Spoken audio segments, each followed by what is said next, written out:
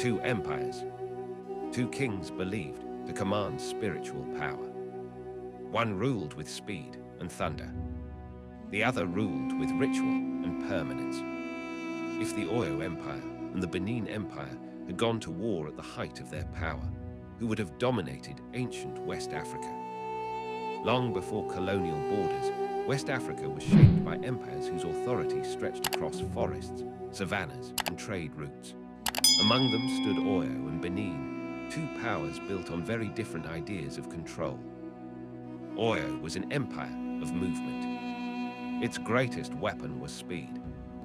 Oyo developed one of the most effective cavalry forces in sub-Saharan Africa.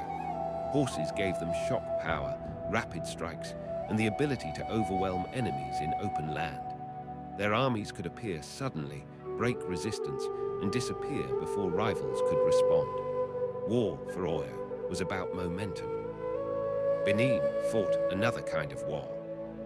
Instead of speed, Benin relied on discipline and defense. Thick city walls, organized infantry, and strict formations turned urban space into a battlefield advantage. Benin's soldiers were trained not to retreat, not to panic, and above all, to protect the Oba. In open terrain, Oyo holds the advantage. In cities and tight ground, Benin becomes deadly. Politically, the empires were opposites. Oyo ruled indirectly.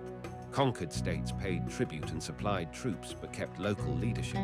This made Oyo flexible and expansive, but also vulnerable. When loyalty weakened, power eroded from within. Benin ruled centrally and absolutely. The Oba was not only king, he was sacred. Every official, every warrior, every ritual answered directly to him. Authority was concentrated, controlled, and difficult to fracture. The spiritual difference was even sharper. In Oyo, kings ruled by spiritual mandate, but failure carried consequences. A weak king could be forced to die. Power was respected, but conditional. In Benin, the Oba was divine. To oppose him was not rebellion, it was a cosmic crime. Rituals, taboos, and bronze memorials reinforced fear and loyalty. Psychologically, Benin dominated. Economically and culturally, Benin preserved power in metal and stone.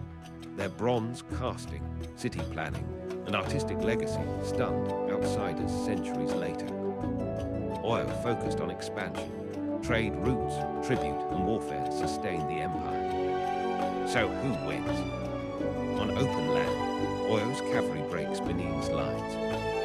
In prolonged conflict and fortified cities, Benin outlasts Oyo. Oyo ruled space. Benin ruled time.